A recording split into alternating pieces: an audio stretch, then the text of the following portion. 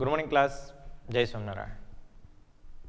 ધોરણ 12 commerce unit number 1 share બહાર પાડવા માં પ્રશ્ન નંબર 7 અને 8 જય સરદાર સ્કૂલ ગોંડલ વતી આપનું હાર્દિક સ્વાગત છે. બરાબર, આજે આપણે પ્રશ્ન નંબર 7 અને પ્રશ્ન નંબર 8 ની ચર્ચા કરશું. બંને પ્રશ્નો હું તમને અહીંયા બોર્ડ ઉપર લખી દઉં છું અને બોર્ડ ઉપર સમજાવી પણ દઉં છું. દરેક પ્રશ્ન આપણે કઈ રીતના સમજવાનો છે એની વિસ્તૃત માહિતી છે એ આપણે મેળવીશું. બરાબર, હવે ખાસ યાદ રાખજો પ્રશ્ન નંબર 7 અને પ્રશ્ન નંબર 8. બરાબર, પ્રશ્ન નંબર 7 છે શેરવેચની અંગે સેક્રેટરીની ફરજો જણાવો. બરાબર, પ્રશ્ન બરાબર સમજો. શેર વેચણી અંગે સેક્રેટરીની ફરજો જણાવો. Question number 7.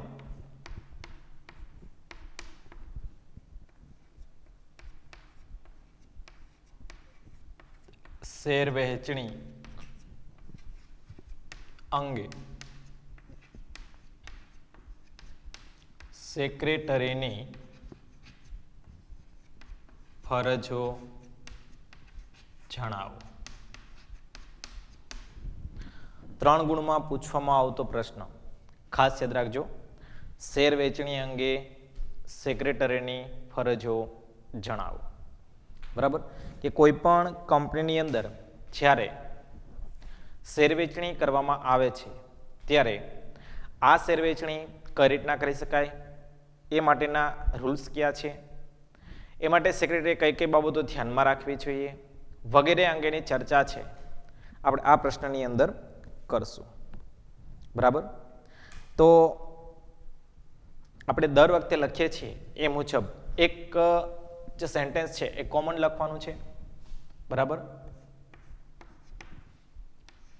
શેર વેચણી અંગે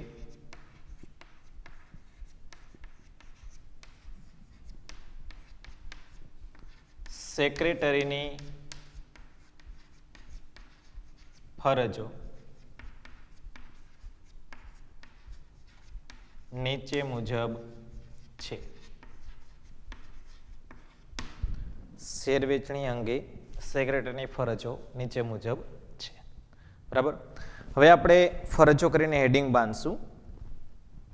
બરાબર, ફરજો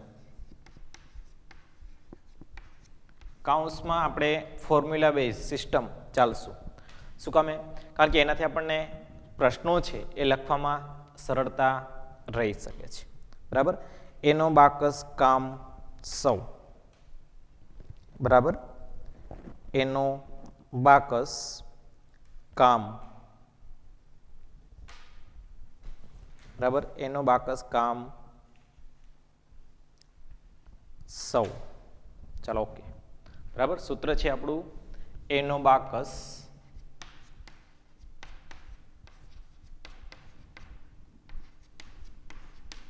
કામ સૌ. બરાબર, સૂત્ર મુજબ દરેક મુદ્દો આપણે લખવાનો રહેશે. ટોટલ આપણી પાસે 9 મુદ્દા છે. બરાબર, કે કોઈ પણ કંપનીની અંદર જ્યારે શેરની વેચણી કરવામાં આવે ત્યારે સેક્રેટરી કેવી કેવી ફરજો બજાવવાની હોય છે અથવા તો સેક્રેટરી માટે કેવી કેવી બાબતો ધ્યાનમાં રાખવી જોઈએ. બરાબર, એટલે કંપનીમાં શેર વેચણી કરવામાં આવે ત્યારે સેક્રેટરી દ્વારા જુદી જુદી ફરજો છે એનું પાલન કરવું પડતું હોય છે. તો કેવી કેવી ફરજો હોય છે એની વિશે વાત કરીએ. એક તો એસ્ક્રો બેંક એકાઉન્ટ છે એ ખોલાવેલું હોવું જોઈએ. બરાબર, કે શેર વેચણી કરતી વખતે સેક્રેટરીએ એસ્ક્રો બેંક એકાઉન્ટ ખોલાવેલું હોવું જોઈએ. બરાબર, શું કામે જો એ ન ખોલાવેલું હોય તો કંપની છે એમની શેર વેચણી અંગેની જે રકમ છે એ રકમ જમા કરી શકતી નથી. બીજો મુદ્દો, શેર વેચણી કરતી વખતે માન્ય શેરબજારમાં નોંધણી થવી જોઈએ. બરાબર, 2 મુદ્દા આપણે લખીએ. એક એરો મારીને આપણે લખશું અહીંયા, શેર વેચણી કરતી વખતે એસ્ક્રો બેંક એકાઉન્ટ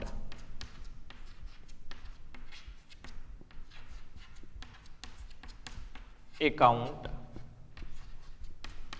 ખોલાવેલ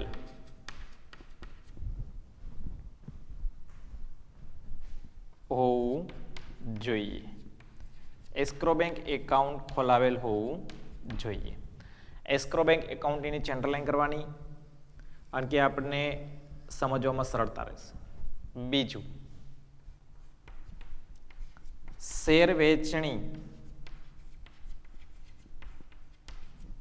કરતી વખતે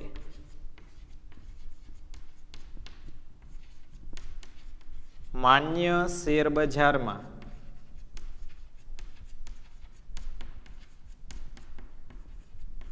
નોંધણી થવી જોઈએ. બરાબર. બે મુદ્દા. એક શેર બજારની અંદર નોંધણી. બરાબર. એના પછીનો મુદ્દો છે એ બાંયધરી કરારો સાથે કરાર કરેલા હોવા જોઈએ. બરાબર. એ મુદ્દા પણ લખી શકાય.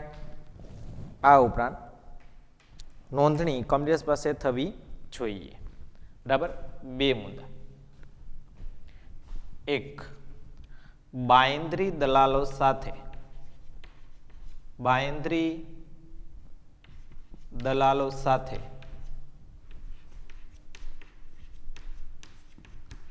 કરાર કરેલા હોવા જોઈએ.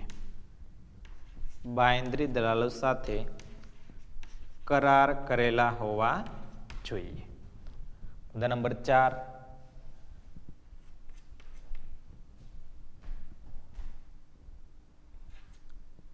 શેર વેચણી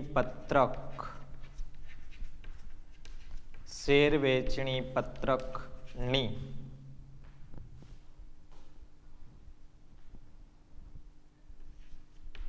નોંધ કંપની રજિસ્ટ્રાર પાસે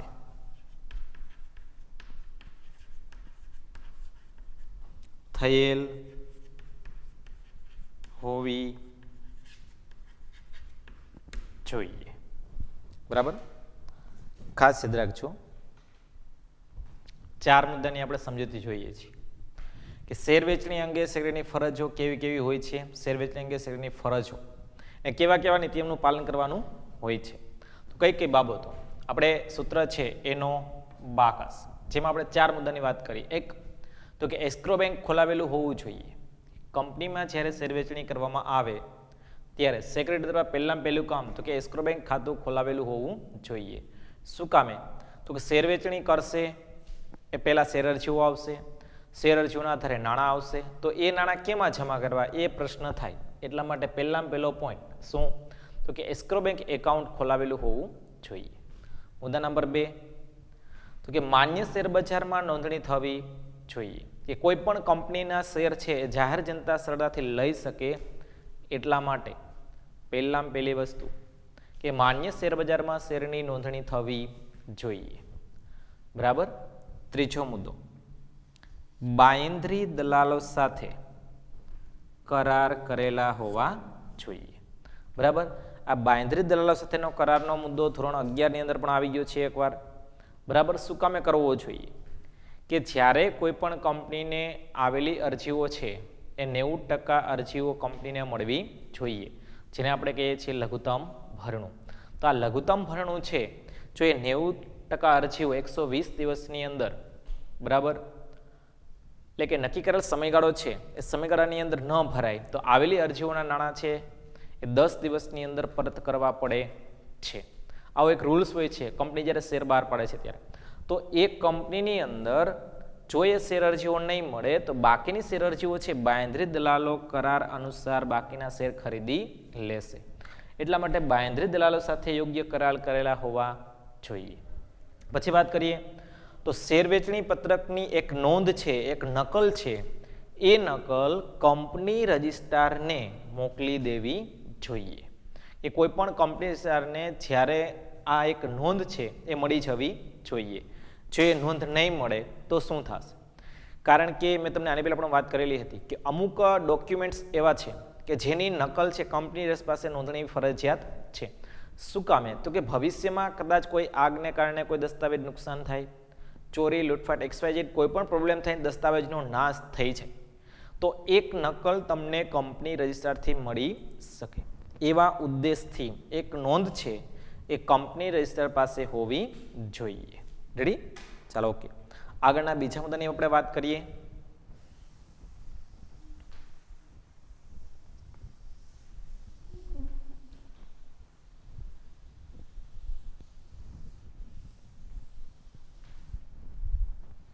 ચાલો ઓકે. બરાબર. શેર વેચણી અંગે સેક્રેટરીની ફરજોમાં એક બાંહેધરી દલાલો સાથે કરાર કરેલા હોવા જોઈએ. બરાબર. એના પછી સંચાલક મંડળની સભા બોલાવવી જોઈએ અને કાનૂની જોગવાઈનું પાલન થવું જોઈએ. બરાબર. બે મુદ્દાની આપણે વાત કરીએ. એક, શેર વહેંચણી અંગે સંચાલક મંડળની સભા બોલાવવી જોઈએ.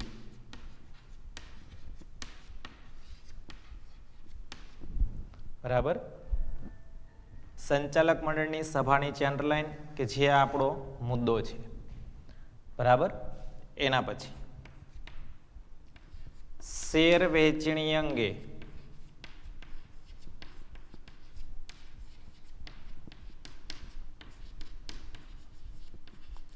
કાનૂની જોગવાઈનું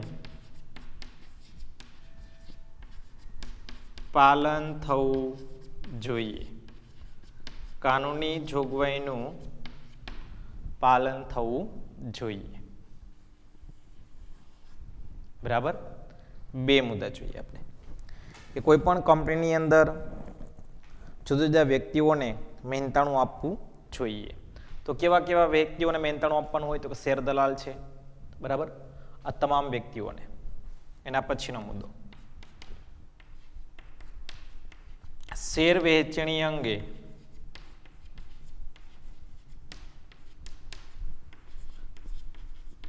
જુદા જુદા વ્યક્તિઓને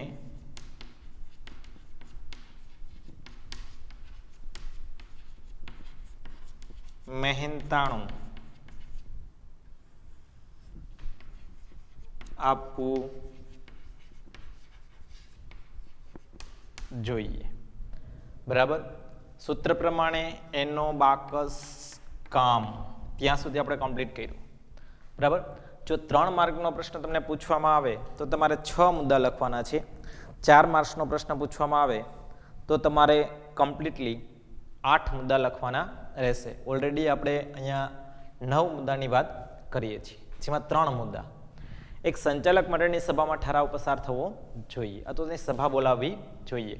કે શેર વેચણી એ કોઈ એક વ્યક્તિ ન કરી શકે, એ સાથે મળીને કરવાની પ્રવૃત્તિ છે. બરાબર. બધા વ્યક્તિઓની સંમતિ હોવી જરૂરી છે, બધા વ્યક્તિઓના મંતવ્યો લેવા જરૂરી બને છે.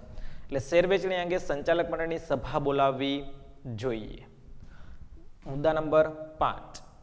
બરાબર. કે શેર વેચણી અંગે કાનૂની જોગવાઈનું પાલન થવું જોઈએ. કાનૂની જોગવાઈ એટલે સેબીના નીતિ નિયમો, શેર બજારના નીતિ નિયમો, કંપની ધારાની જોગવાઈ, આ તમામે તમામ રૂલ્સનો ફોલોઅપ થવું જોઈએ. બરાબર. શેર વેચણી અંગે કાનૂની જોગવાઈનું પાલન થવું જોઈએ. પછી વાત કરીએ તો જુદા જુદા વ્યક્તિઓને મહેનતાણું આપવું જોઈએ. તો કેવા કેવા વ્યક્તિઓને મહેનતાણું આપવામાં આવે છે? તો ખાસ કરીને વાત કરીએ તો શેર દલાલ છે, લીડ મેનેજર છે, આવા તમામ વ્યક્તિઓને જુદું જુદું મહેનતાણું આપવામાં આવતું હોય છે. તો આ સેક્રેટરીએ આ તમામ વ્યક્તિઓને યોગ્ય સમય અને યોગ્ય સ્થળે મહેનતાણું મળી જવું જોઈએ. એ જોવાની જવાબદારી, ફરજ કોની છે? તો કે સેક્રેટરીની હોય છે. શેર વેચણી કરવામાં આવે ત્યારે જુદી જુદી ફરજોનું પાલન કરવામાં આવે છે. જેમાં પહેલું, એસ્ક્રો બેંક એકાઉન્ટ ખોલાવેલું હોવું જોઈએ, શેરબજારમાં નોંધણી થવી જોઈએ, બાંહેધરી દલાલો સાથે કરાર કરેલા હોવા જોઈએ, કંપની પાસે નોંધણી થયેલી હોવી જોઈએ, સંચાલક મંડળની સભા બોલાવવી જોઈએ, કાનૂની જોગવાઈનું પાલન થવું જોઈએ, જુદા જુદા વ્યક્તિઓને મહેનતાણું આપવું જોઈએ. હવે એના પછીના 2 મુદ્દા જોઈએ. બરાબર. 1, શેર બજારમાં સમજૂતી થયેલી હોવી જોઈએ અને વર્તમાનપત્રમાં શેર વેચણી અંગે જાણ થવી જોઈએ. બરાબર. શેર વેચણી અંગે શેર બજારમાં સમજૂતી થવી જોઈએ, બરાબર. એના પછીનો મુદ્દો, શેર વહેંચણી અંગેની જાણ વર્તમાન પત્રમાં થવી જોઈએ, વર્તમાન પત્રમાં થવી જોઈએ, બરાબર. સૂત્ર હતું આપણું એનો બાકસ કામ સૌ, બરાબર. જો મિત્રો યાદ રાખજો કે ફોર્મ્યુલા બેઝ તમે ચાલશો તો તમને પ્રશ્ન લખવામાં એકદમ સરળતા રહેશે, બરાબર. પ્રશ્ન સમજવામાં પણ સરળતા રહેશે, બરાબર. કે કોઈ પણ કંપનીમાં શેર વેચણી કરવામાં આવે તો સેક્રેટરીની કેવી કેવી ફરજો જોવા મળે છે, બરાબર. એને શું કામ કરવાનું હોય છે, તો શેર વેચણી અંગે સેક્રેટરીની જુદી જુદી ફરજો. સૂત્ર હતું આપણું એનો બાકસ કામ સૌ, બરાબર. પહેલેથી જોવા જઈએ તો એસ્ક્રો બેંક એકાઉન્ટ ખાતું ખોલાવેલું હોવું જોઈએ. મુદ્દા નંબર 2, માન્ય શેરબજારની અંદર નોંધણી કરાવેલી હોવી જોઈએ. મુદ્દા નંબર 3, બાંહેધરી દલાલો સાથે કરાર કરેલા હોવા જોઈએ. કંપની રજિસ્ટ્રાર પાસે નોંધ કરાવેલી હોવી જોઈએ. સંચાલક મંડળની સભા બોલાવવી જોઈએ. કાનૂની જોગવાઈનું પાલન થવું જોઈએ. જુદા જુદા વ્યક્તિઓને મહેનતાણું આપવું જોઈએ. એના પછીનો મુદ્દો કે શેર બજાર સાથે સમજૂતી થયેલી હોવી જોઈએ. કે જે કંઈ શેર બજારની સાથે કામ કરવાનું છે એવા તમામ પ્રકારના શેર બજારો સાથે, શેર દલાલ સાથે, આ તમામ વ્યક્તિઓ સાથે સમજૂતી થયેલી હોવી જોઈએ. મીન્સ કે યોગ્ય કરાર કરેલા હોવા જોઈએ. જો યોગ્ય કરાર કરેલા નહીં હોય તો કંપનીને ક્યાંક ને ક્યાંક તકલીફ પડશે. આવું ન થાય એટલા માટે તમામ પ્રકારના શેરબજારો સાથે યોગ્ય કાર્યવાહી, યોગ્ય સમજૂતી છે એ થયેલી હોવી જોઈએ. છેલ્લો મુદ્દો, શેર વેચણી અંગેની જાણ વર્તમાન પત્રોની અંદર થવી જોઈએ. કે કોઈ પણ કંપની છે એ શેર વેચણી કરે છે ત્યારે તે અંગેની જાણ એમને વર્તમાન પત્રોની અંદર કરવી જોઈએ. શું કામ ભાઈ વર્તમાન પત્રોની અંદર કરવી જોઈએ? કારણ કે વર્તમાન પત્રોની અંદર જાણ કરવાથી દરેકે દરેક વ્યક્તિ એની બાબત વિશે સમજી શકે છે, જાણી શકે છે અને ભવિષ્યમાં થવાના જે કંઈ બનાવો છે, કરવાની જે કંઈ પ્રવૃત્તિઓ છે એના વિશે વખતો વખત એ માહિતગાર બની શકે છે. એટલા માટે કંપની રજિસ્ટ્રારને જાણ કરવી જોઈએ અથવા તો વર્તમાન પત્રો દ્વારા એમની જાણ થવી જોઈએ. ફરીવાર સમજો, શેર વેચણી અંગે સેક્રેટરીની ફરજો. સૂત્ર હતું એનો બાકસ કામ સૌ. દરેક સૂત્રની અંદર આપેલા જે મુદ્દા છે એ મુદ્દાને ધ્યાનમાં રાખીને પ્રશ્ન લખવો એકદમ સરળ બની જશે. રેડી? તો આ સાથે આપણે અહીંયા પ્રશ્ન નંબર 7 એટલે કે શેર વેચણી અંગે સેક્રેટરીની ફરજો છે એ પૂર્ણ કરે છે. હવે પ્રશ્ન નંબર 8ની આપણે શરૂઆત કરીએ. એ પહેલાં તમને નાનીમથી વાત કરી દઉં કે પ્રશ્ન નંબર 7ની અંદર તમને ટોટલ 9 મુદ્દા આપવામાં આવેલા છે, બરાબર. જો તમને 3 ગુણમાં પ્રશ્ન પૂછવામાં આવશે તો તમારે 3 મુદ્દા લખવાના છે. 3 ગુણમાં પ્રશ્ન પૂછવામાં આવે તો તમારે 6 મુદ્દા જણાવવાના રહેશે, કોઈ પણ 6 મુદ્દા. પણ જો તમને પ્રશ્ન 4 ગુણમાં પૂછવામાં આવેલો છે તો તમારે 8 મુદ્દા લખવાના રહેશે. ટોટલ આપણે 9 મુદ્દા સમજાવેલા છે. રેડી? ચાલો, ઓકે. હવે જોઈએ આપણે પ્રશ્ન નંબર 8.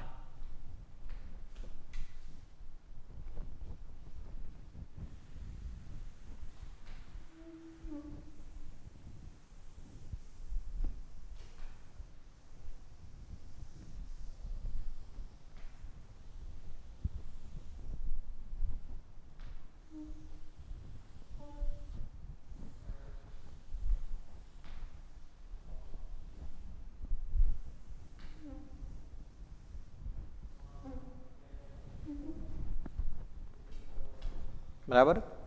પ્રશ્ન નંબર 8, શેર હપ્તા એટલે શું તે અંગે કંપની ધારાની જોગવાઈ કે નિયમો જણાવો. બરાબર. પ્રશ્ન નંબર 8, શેર હપ્તા એટલે શું?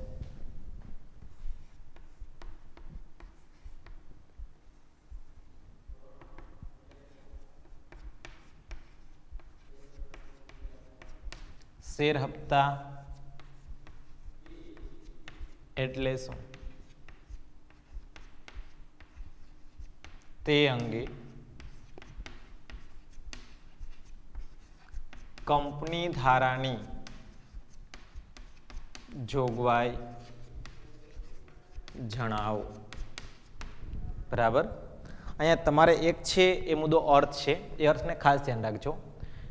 એક શેર હપ્તા એટલે શું, આ એક પ્રશ્ન તમને વિકલ્પની અંદર પૂછાઈ શકે. બરાબર.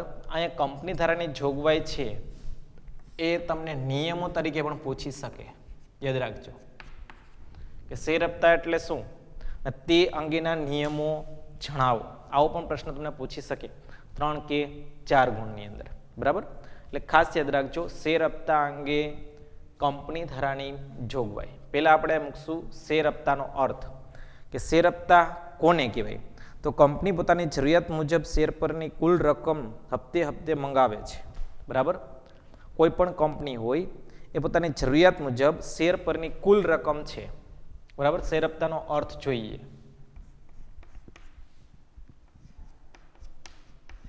શેર હપ્તા અર્થ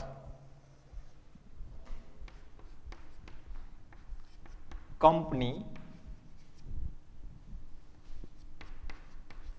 પોતાની જરૂરિયાત મુજબ શેર પરની રકમ કેવી રીતે, કે ભાઈ હપ્તે હપ્તે મંગાવે અથવા તો ટુકડે ટુકડે મંગાવે.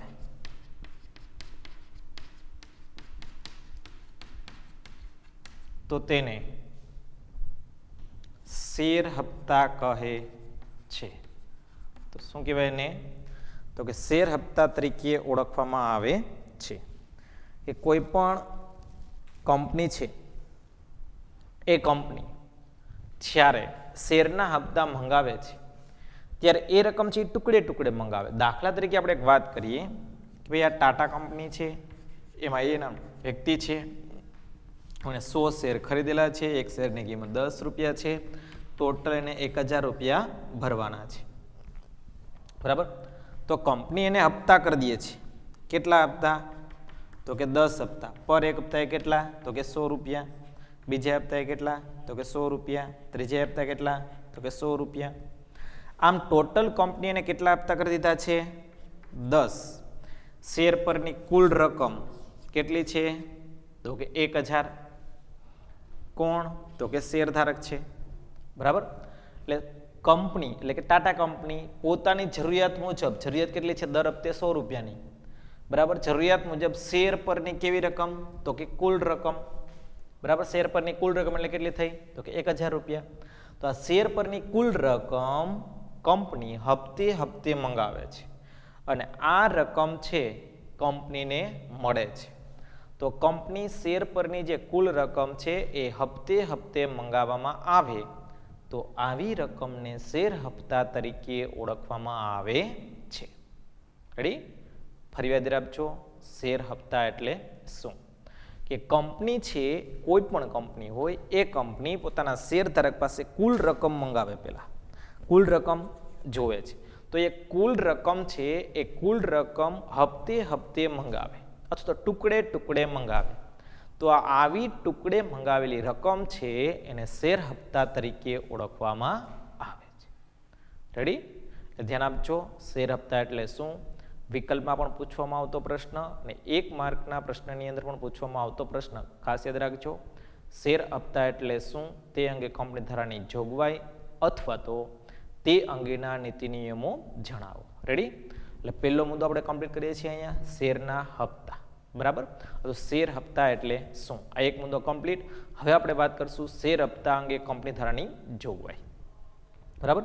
તો ફરીવાર જોઈએ છીએ અહીંયા કે કંપની પોતાની જરૂરિયાત મુજબની શેર પરની જે કુલ રકમ છે એ ટુકડે ટુકડે મંગાવે છે અથવા તો હપ્તે હપ્તે મંગાવે છે તો એને શેર હપ્તા તરીકે ઓળખવામાં આવે છે. ફોર એક્ઝામ્પલ વાત કરીએ કે ટાટા કંપની છે, એમાં એ નામનો શેરધારક છે. તો આ શેરધારકે ટોટલ 1000 રૂપિયા ભરવાના છે. કંપનીને 10 હપ્તા કરી દે છે, જેમ કે પહેલા હપ્તે 100, બીજા હપ્તે 100 અને ત્રીજા હપ્તે પણ 100. તો આ રીતના ટુકડે ટુકડે રકમ છે મંગાવવામાં આવે છે તો આવી રકમને શેર હપ્તા તરીકે ઓળખવામાં આવે છે. રેડી? ચાલો ઓકે. હવે જોઈએ શેર હપ્તા અંગે કંપની ધારાની જોગવાઈ.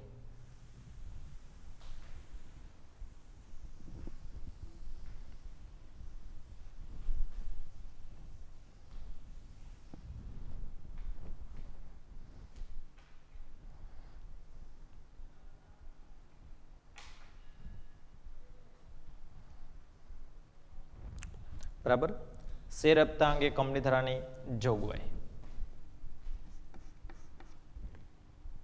કંપની ધારાની જોગવાઈ.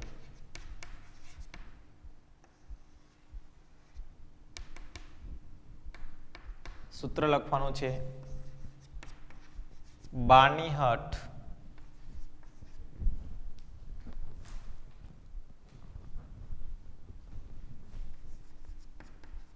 ખાતું 2 વ્યાજ.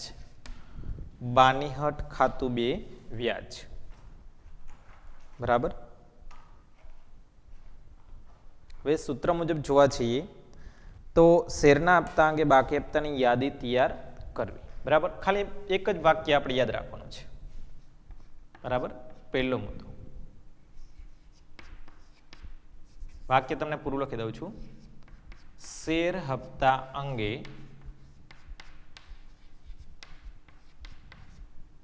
બાકી હપ્તાની યાદી તૈયાર કરવી. બરાબર. બીજું,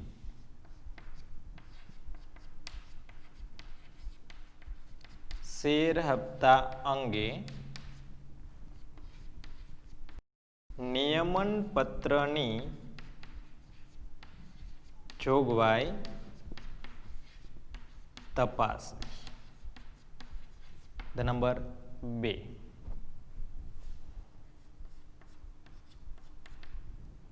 બરાબર. એના પછી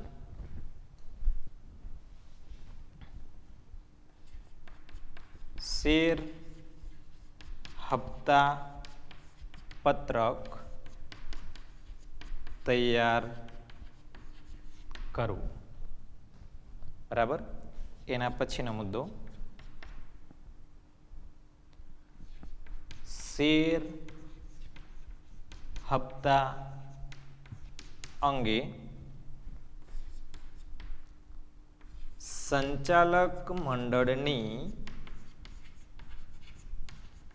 સભામાં ઠરાવ પસાર કરવો. બરાબર. સૂત્ર શું છે આપણું? તો કે બાનીહટ ખાતું 2 વ્યાજ. બરાબર, કે કોઈ પણ કંપનીની અંદર જ્યારે શેર હપ્તા મંગાવવામાં આવે તો એ માટે કંપની ધારાના નિયમો શું છે, કંપની ધારાની જોગવાઈ છે, શું કહેવા માંગે છે એના વિશેની વાત. તો કોઈ પણ કંપનીમાં જ્યારે ખાતું ખોલાવવામાં આવે છે, જ્યારે શેર હપ્તા મંગાવવામાં આવે છે ત્યારે કેવા કેવા નીતિ નિયમોનું પાલન કરવું પડતું હોય છે. બરાબર. દરેક મુદ્દાની અંદર ખાસ યાદ રાખજો કે આપણને કઈ રીતના સમજવાનું છે. બરાબર. પહેલો મુદ્દો, મેં બાકી હપ્તાની યાદી તૈયાર કરવી. બરાબર. બીજું, નિયમન પત્રની જોગવાઈ તપાસવી. ત્રીજું, શેર હપ્તા પત્રક તૈયાર કરવું અને ઠરાવ પસાર કરવું. બરાબર. હવે આ જે મુદ્દા છે એ આપણને કંપની ધારાની જોગવાઈ સ્વરૂપે જોવા મળે છે. દરેક મુદ્દાને આપણે વિસ્તૃત સમજૂતી જોઈએ. પહેલો મુદ્દો કે કંપની જ્યારે શેર હપ્તા મંગાવે છે ત્યારે એની ફરજો શું હોય, એના નીતિ નિયમો કેવા હોય, એ કેવા રૂલ્સ સાથે કામ કરે છે. તો કે પહેલો મુદ્દો તો કે જેટલા પણ વ્યક્તિઓના હપ્તા બાકી છે એવા તમામ વ્યક્તિઓના બાકી હપ્તાની એક યાદી તૈયાર કરવામાં આવે છે. કે કંપનીને જેટલા પણ હપ્તા બાકી છે, અરજદારે જેટલા હપ્તા ભરવાના છે એવા તમામ પ્રકારના અરજદારો છે એ અરજદારનું એક લિસ્ટ બનાવવામાં આવશે અને એ લિસ્ટ અનુસાર બાકી હપ્તાની એક યાદી તૈયાર કરવામાં આવે છે. નંબર 2 ની વાત કરીએ તો કે હપ્તા મંગાવે છે ત્યારે કંપનીએ અમુક પ્રકારના નીતિ નિયમોનું પાલન કરવું જોઈએ. તો કંપની માટે જે રૂલ્સ છે એ રૂલ્સ પ્રમાણે નિયમન પત્રની જોગવાઈ તપાસવી. બરાબર, કે જેટલા પણ રૂલ્સ છે એ રૂલ્સને ફોલોઅપ કર્યા છે કે કેમ, એમાં કેવા કેવા નીતિ નિયમો છે, તમામ બાબતોની ચકાસણી સાથે નિયમન પત્રની જોગવાઈ તપાસવી જોઈએ. પછી વાત કરીએ તો શેર હપ્તા પત્રક, આ ખાતું એક અલગ જ હશે, આ પત્રક એક અલગ જ હશે કે જેની અંદર જે હપ્તાની રકમ છે એની જ વિગત દર્શાવવામાં આવેલી હશે. તો શેર હપ્તા પત્રક છે એ તૈયાર કરવું જોઈએ. પછી વાત કરીએ તો સંચાલક મંડળની સભામાં ઠરાવ પસાર કરવો જોઈએ કે કંપની જ્યારે કોઈ પણ નિર્ણય લે છે ત્યારે સંચાલક મંડળને તેની જાણ હોવી જોઈએ. તો સેક્રેટરી છે એ જ્યારે શેર હપ્તા મંગાવે છે એની જાણ પણ સંચાલક મંડળને થવી જોઈએ. એટલે સંચાલક મંડળની સભામાં સંચાલકોને બોલાવીને સર્વસંમતિથી કે ભાઈ શેર હપ્તા મંગાવવાની કાર્યવાહી શરૂ કરવામાં આવે છે તો તમામ સંચાલક મંડળની સંમતિ હોવી જોઈએ. એટલે સંચાલક મંડળની સભામાં તેનો ઠરાવ પસાર કરવો જોઈએ. બરાબર, એટલે 12 ખાતું 2 વ્યાજ. બરાબર, એટલે બેંકમાં ખાતું ખોલાવવું જોઈએ. બરાબર, અને પછી 2 હપ્તા વચ્ચેનો સમયગાળો 1 માસનો હોવો જોઈએ. બરાબર, ચાલો ઓકે. પછીના મુદ્દાની વાત કરીએ.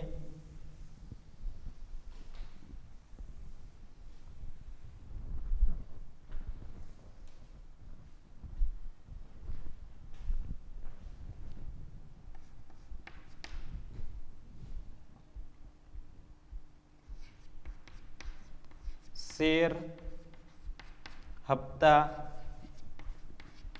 અંગે બેંકમાં શેર હપ્તા ખાતું, કયું ખાતું? તો શેર હપ્તા ખાતું ખોલાવવું જોઈએ. શેર હપ્તા ખાતું ખોલાવવું જોઈએ. એના પછીનો મુદ્દો 2 શેર હપ્તા વચ્ચે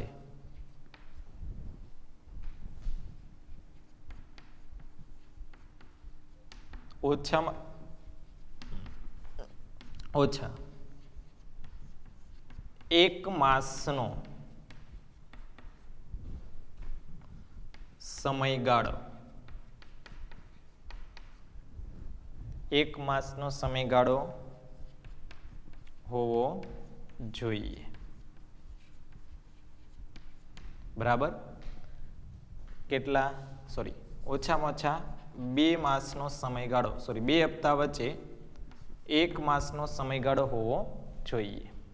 કે 2 શેર હપ્તા તમે મંગાવો છો ત્યારે બંને શેર હપ્તા વચ્ચે 1 માસનો સમયગાળો હોવા જોઈએ. બરાબર, અને છેલ્લો મુદ્દો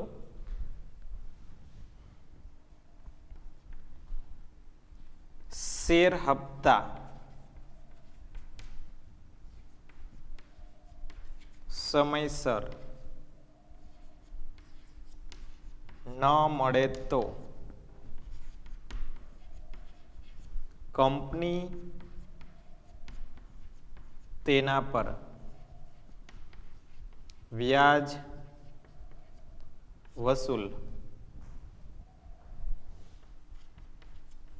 કરી શકતી નથી.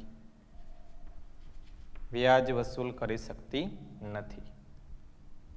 બરાબર, આપણું સૂત્ર હતું કે કોઈ પણ કંપની છે એ શેર હપ્તા મંગાવે ત્યારે કેવા કેવા નીતિઓનું પાલન કરવું જોઈએ. તો શેર હપ્તા એટલે શું અને કંપની ધારાની જોગવાઈ જણાવો, આવો પ્રશ્ન હતો. બરાબર, તો શેર હપ્તાનો પહેલા તમને મેં અર્થ સમજાવેલો હતો કે કોઈ પણ કંપની છે શેર પરની જે કુલ રકમ છે એ કુલ રકમ હપ્તે હપ્તે મંગાવે તો આવી જે રકમ છે એને શેર હપ્તા તરીકે ઓળખવામાં આવે છે. બરાબર, તો શેર હપ્તા અંગેની જોગવાઈ કે નીતિ નિયમો કેવા કેવા હોઈ શકે. બરાબર, તો ખાસ કરીને આપણે વાત સૂત્ર હતું 12 ખાતું 2 વ્યાજ. બાકી હપ્તાની તો યાદી તૈયાર કરવી જોઈએ, નિયમન પત્રની જોગવાઈ જણાવવી જોઈએ, હપ્તા પત્રક તૈયાર કરવું જોઈએ, સંચાલન સભામાં ઠરાવ પસાર કરવો જોઈએ, શેર હપ્તા ખાતું ખોલાવવું જોઈએ. બરાબર, પછી 2 હપ્તા વચ્ચેનો સમયગાળો ઓછામાં ઓછો 1 માસનો હોવો જોઈએ અને વ્યાજ વસૂલ કરી શકાતું નથી. બરાબર, હવે જોઈએ મુદ્દા નંબર છેલ્લેથી ત્રીજો. બરાબર, કે ભાઈ શેર હપ્તા આવશે તો એ કયા ખાતામાં આવશે? કંપનીના ઘણા બધા ખાતા હોય, એમાં અલગ અલગ પ્રકારના ખાતાઓમાં હિસાબોની લેવડ દેવડ થઈ શકતી હોય, એટલા માટે સરળતા રહીએ એટલા માટે શેર હપ્તા ખાતું ખોલાવવું છે. એટલે કંપનીને ખબર પડે કે ભાઈ આ મહિનાની આ તારીખે આપણી પાસે એટલા હપ્તા બાકી છે, એટલા હપ્તા આપણા ડિપોઝિટ સ્વરૂપે જમા છે. એટલે બેંકમાં શેર હપ્તા ખાતું ખોલાવવું જોઈએ. કયું ખાતું? તો કે શેર હપ્તા ખાતું ખોલાવવું જોઈએ. તમને 1 માર્કનો પ્રશ્ન આ રીતમાં પૂછી શકાય કે શેર હપ્તા અંગે બેંકમાં કયું ખાતું ખોલાવવામાં આવે છે? શેર હપ્તા માટે કંપની બેંકમાં કયું ખાતું ખોલાવે છે? તો શેર હપ્તા માટે કંપની બેંકમાં શેર હપ્તા ખાતું ખોલાવે છે. રેડી? એના પછીના મુદ્દા કે 2 હપ્તા વચ્ચે ઓછામાં ઓછો સમયગાળો છે એ 1 માસનો હોવો જોઈએ. કે દર 15 દિવસે કંપની હપ્તો મંગાવી શકતી નથી. શું કામ નથી મંગાવી શકતી? કારણ કે મહિનો પૂરો થાય, મંથલી ઇન્કમ થાય એ પ્રમાણેના હપ્તાની મુદત છે હોવી જોઈએ.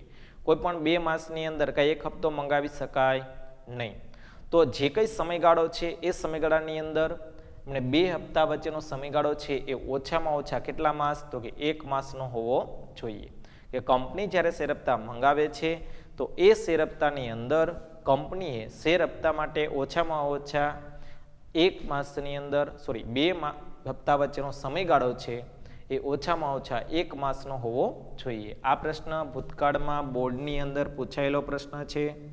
ખાસ યાદ રાખજો, વિકલ્પ સ્વરૂપે પૂછાઈ શકે છે અને 1 માર્કના પ્રશ્ન પણ સ્વરૂપે પૂછાઈ શકે છે. જેમ કે કોઈ પણ કંપનીના 2 શેર હપ્તા વચ્ચેનો સમયગાળો કેટલા માસનો હોવો જોઈએ? 2, 4, 6 કે 1? બરાબર, તો જવાબ આવશે 1 માસ. બરાબર. છેલ્લો મુદ્દો કે કંપનીને જ્યારે કોઈ પણ શેરના હપ્તા છે એ સમયસર મળતા નથી તો એના ઉપર કંપની ક્યારેય વ્યાજ વસૂલ કરી શકતી નથી. શું કામે? કારણ કે કંપનીએ નક્કી કરેલ સમય પ્રમાણે જ હપ્તા મંગાવેલા છે. XYZ કોઈ પણ સમયની અંદર જ્યારે કંપની પાસે કોઈ એવો પ્રશ્ન નથી રહેતો કે જેના કારણે કંપનીમાં વ્યાજ વસૂલ કરી શકે. અગાઉથી ડિપોઝિટ પણ ભરવામાં આવેલી હોય છે.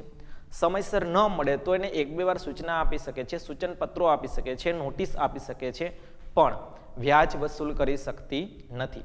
એ ધીરે ધીરે હપ્તા મંગાવવાની જોગવાઈ બની શકે છે. બરાબર. એટલે કંપનીને જ્યારે સમયસર હપ્તા નથી મળતા તો એવા સંજોગોની અંદર કોઈ પણ કંપની છે શેરના હપ્તા પર વ્યાજ વસૂલ કરી શકતી નથી. બરાબર. ફરીવાર 2 જ મિનિટમાં આપણે આખા પ્રશ્નનું રિવિઝન કરીએ છીએ. શેર હપ્તા એટલે શું અને તેની જોગવાઈ જણાવો. બરાબર. અથવા તો શેર હપ્તા એટલે શું તે અંગેના કંપનીના નીતિ નિયમો જણાવો. કે કંપની શેર પરની જે કુલ રકમ છે એ કુલ રકમ હપ્તે હપ્તે મંગાવે છે તો તેને શેર હપ્તા તરીકે ઓળખવામાં આવે છે. શેર હપ્તા અંગે કંપની ધારાની જોગવાઈ. તો કેવી કેવી જોગવાઈ છે? તો કે બાકી હપ્તાની યાદી તૈયાર કરવી જોઈએ. બીજું, નિયમન પત્રની જોગવાઈ તપાસવી જોઈએ. ત્રીજું, હપ્તા પત્રકમાં નોંધ કરવી જોઈએ. સંચાલક મંડળની સભામાં ઠરાવ પસાર કરવો જોઈએ. શેર હપ્તા ખાતું ખોલાવવું જોઈએ. 2 હપ્તા વચ્ચેનો સમયગાળો 1 માસનો હોવો જોઈએ અને શેર હપ્તા પર વ્યાજ વસૂલ કરી શકાતું નથી. રેડી? તો ખૂબ જ સરળ રીતે સમજાય એવો પ્રશ્ન છે. બરાબર. અને સરળતાથી લખી પણ શકાય. બરાબર. તો આ સાથે આપણે આજનો પીડીએફ સમાપ્ત કરીએ છીએ. બરાબર. અને ખૂબ જ સરળ રીતે સમજી શકાય એવો આપણો પ્રયાસ છે. બરાબર. નેક્સ્ટ પીરિયડની અંદર નવા પ્રશ્ન સાથે ફરીવાર મળશું. ત્યાં સુધી બધાને ઓલ ધ બેસ્ટ. જય સ્વામિનારાયણ.